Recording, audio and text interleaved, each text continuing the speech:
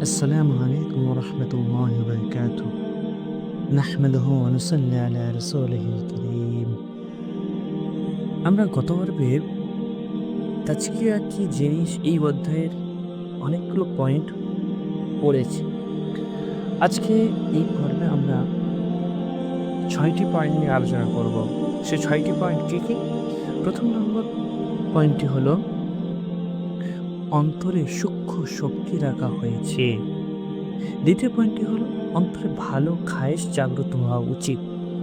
তৃতীয় পয়েন্টটি হলো অন্তরের গুরুত্ব। চতুর্থ পয়েন্টটি হলো শরীরের সুস্থতা ও অন্তরের সুস্থতার উপরে নির্ভরশীল। পঞ্চম পয়েন্টটি হলো অন্তরের ইচ্ছাশক্তি পবিত্র হওয়া উচিত এবং ষষ্ঠ পয়েন্টটি হলো নেক ইচ্ছাশক্তির উদাহরণ।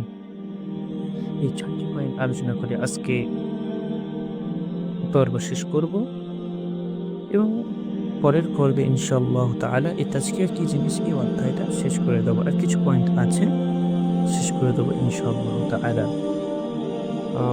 যারা জানেন না তাদেরকে বলে রাখি যে আমি আল্লামা জাস্টিস তাকি উসমানী দামাত বারাকাতুহুল আলিয়ার লেখা তাসাউফ আত্মশুদ্ধি বইটি পড়ে শেষ করছি এবং আপনাদের সামনে অডিও বুক হিসেবে আপনাদের খিদমতে পেশ করছি। ওমা তৌফিক ইল্লা বিল্লাহ। তো আজকের যে পয়েন্টগুলো আলোচনা করব সেই পয়েন্টগুলো আলোচনা করছি। যে তার প্রথম পয়েন্টটি হলো অন্তরে সূক্ষ্ম শক্তি রাখা উচিত। কি বলা আছে? আল্লাহ তাআলা বড় আশ্চর্য ধরনের জিনিস হিসেবে এই অন্তরকে সৃষ্টি করেছেন। বাহ্যিকভাবে দেখতে তো এটা রক্তের একটি টুকরা মাত্র, কিন্তু আল্লাহ তাআলা এই অন্তরের সঙ্গে এরকম কিছু সূক্ষ্ম শক্তি ও ক্ষমতা সম্পৃক্ত করে দিয়েছেন যে ওই ক্ষমতা দেখা যায় না, কোনো ল্যাবরেটরিতে পরীক্ষা করা যায় না, কিন্তু ওই ক্ষমতা অন্তরের সঙ্গে সম্পৃক্ত করে দিয়েছেন। সুতরাং অন্তরের খায়েশ সৃষ্টি হয় যে এই কাজ করব এবং অমুক কাজ করব, এই খায়েশ অন্তরেই সৃষ্টি হয়। এই অন্তরেই ইচ্ছা জাগ্রত হয়, এই অন্তরেই জজবা সৃষ্টি হয়, এই অন্তরেই গুসা আসে, এই অন্তরেই জৈবিক চাহিদা জাগ্রত হয়, এই অন্তরেই দুনিয়ার আশা আকাঙ্ক্ষা জাগ্রত হয়, এই অন্তরেই ব্যথা অনুভব হয়, এই অন্তরেই চিন্তা আসে, এই অন্তরেই খুশি আসে। এই সমস্ত জিনিস অন্তরের আশপাশে ঘুরতে থাকে। এবং আজকের দ্বিতীয় পয়েন্টটি হলো যে অন্তরের ভালো খায়েশ জাগ্রত হওয়া উচিত। এই পয়েন্টটিতে তিনি কি আলোচনা করেন যে এখন যদি অন্তরে ভালো খায়েশ জাগ্রত হয় তাহলে মানুষ থেকে ভালো কাজ প্রকাশ পাবে। যদি অন্তরে খারাপ খায়েশ জাগ্রত হয় তাহলে মানুষের ইচ্ছা খারাপ হবে এবং আমলও খারাপ হবে। এজন্য মানুষের সমস্ত ভালোর মূল ভিত্তি এই কথার উপর যে তার অন্তরে এইরকম খায়েশ জাগ্রত হবে যা নেক ইচ্ছাকে সৃষ্টি করে, যার ফলে ভালো কাজ অস্বস্তিতে আসবে। এবং এইরকম খায়েশ অন্তরে জাগ্রত না হয় যার দ্বারা মানুষ ভুল রাস্তায় চলে যায়। যদি এরকম খায়েশ অন্তরে জাগ্রত হয় তাহলে যেন তা নিয়ন্ত্রিত হয়, যার ফলে মানুষ ভুল পথে যাবে না। মানুষের সমস্ত আমল এই উসুলের অধীনে ঘুরতে থাকে। অবশ্যই তিনি সূক্ষ্মভাবে ২টি পয়েন্ট আলোচনা করলেন। এরপরে যে পয়েন্টটি হলো অন্তরের গুরুত্ব।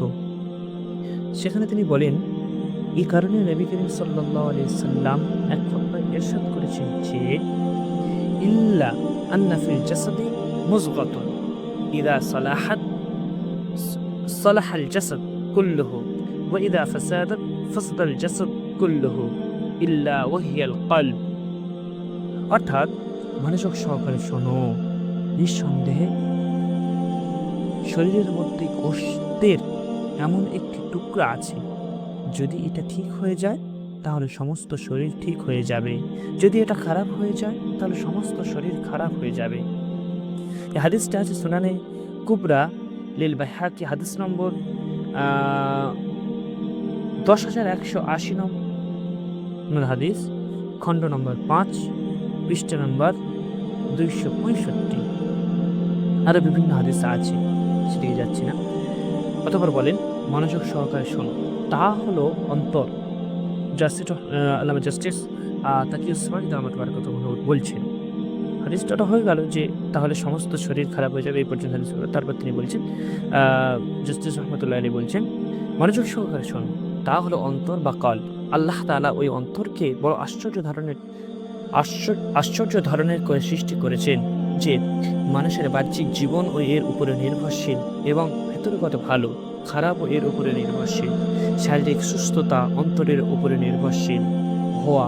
তো প্রত্যেক মানুষই জানে যে যতক্ষণ পর্যন্ত এই অন্তর ঠিকভাবে কাজ করে, ওই সময় পর্যন্ত মানুষ জীবিত থাকে।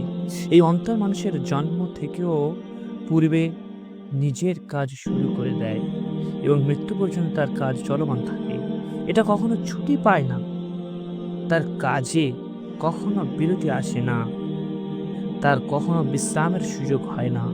তার কাজ হলো যে সে ১ মিনিটে ৭২ বার পুরো শরীরে রক্ত নিক্ষেপ করে পুনরায় তা টেনে নেয়। আল্লাহু আকবার।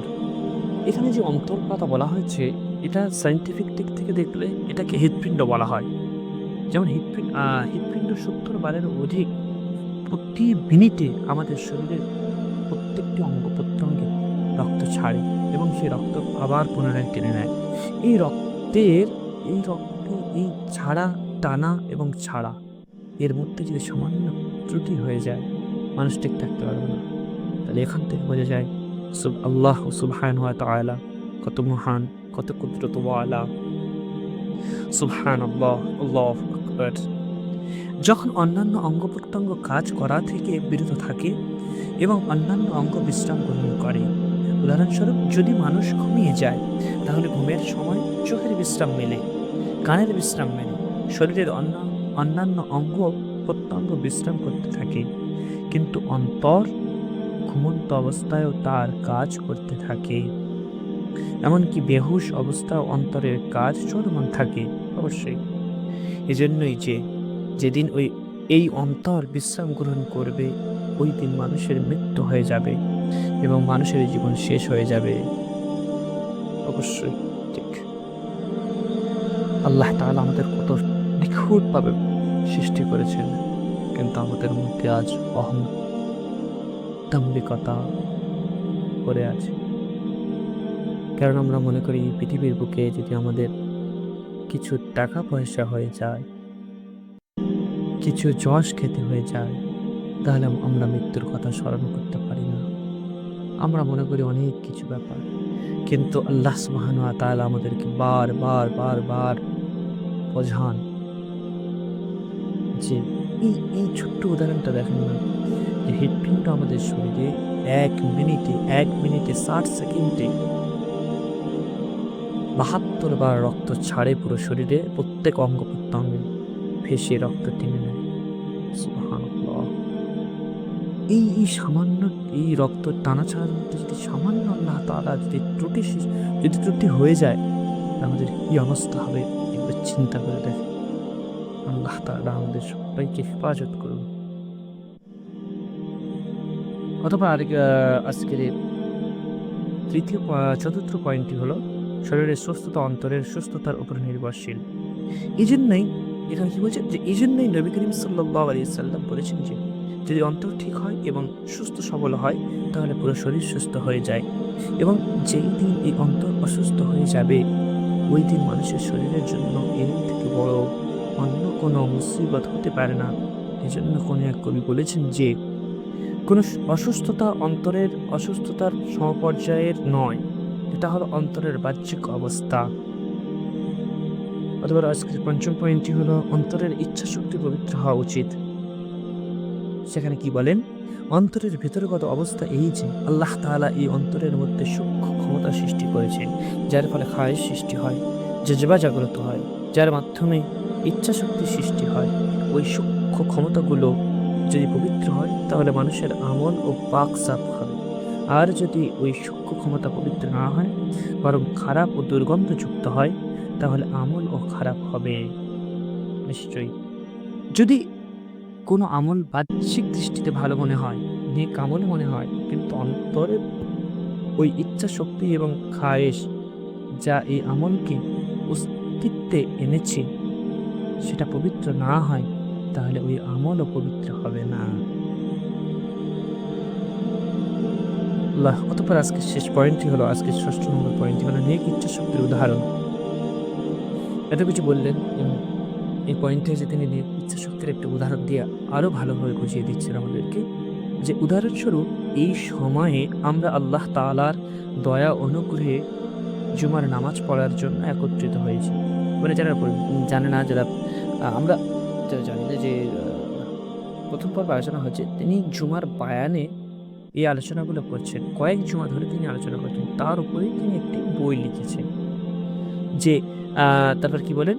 যে নামাজ পড়া বাহ্যিকভাবে নেক ও ভালো কাজ। যদি আপনার অন্তর আপনাকে এই নেকির কাজ এজন্য করায় যে নামাজ পড়া আল্লাহ তাআলার হুকুম, আল্লাহ তাআলার হুকুম পালন করার মধ্যে আল্লাহ তাআলার সন্তুষ্টি আছে, আল্লাহ সওয়াব দিবেন। যদি এই ইচ্ছায় আমল করেন, তাহলে এই আমল ভালো এবং নেক। কিন্তু যদি অন্তর এই ইচ্ছা সৃষ্টি করে যে, কিন্তু অন্তর যদি এই ইচ্ছা সৃষ্টি করে যে আমি জুমার নামাজ এজন্য পড়ছি যাতে লোকদের মধ্যে প্রসিদ্ধ অর্জন করতে পারি। তারা যেন বলে যে এই ব্যক্তি বড় ভালো নামাজি, বড় ইবাদতকারী, বড় মুত্তাকি, বড় পরহেজগার। মসজিদে প্রথম কথায় নামাজ পড়ে, তাহলে এই অবস্থায় আমল তো ভালো, কিন্তু ইচ্ছা বা নিয়ত খারাপ, খায়েশ ভুল এবং অন্তর ভুল রাস্তা বুঝিয়ে দিয়েছে। এজন্যই এই আমল ও অহেতুক এবং গ্রহণযোগ্য হয়ে গেল। এজন্যই নবী করিম সাল্লাল্লাহু আলাইহি সাল্লাম বলেছেন যে যদি এই অন্তর ঠিক হয়ে যায়, তাহলে এটা সঠিক জজবা সৃষ্টি করবে এবং সঠিক ইচ্ছা শক্তি সৃষ্টি করবে। তাহলে নিঃসন্দেহে তোমার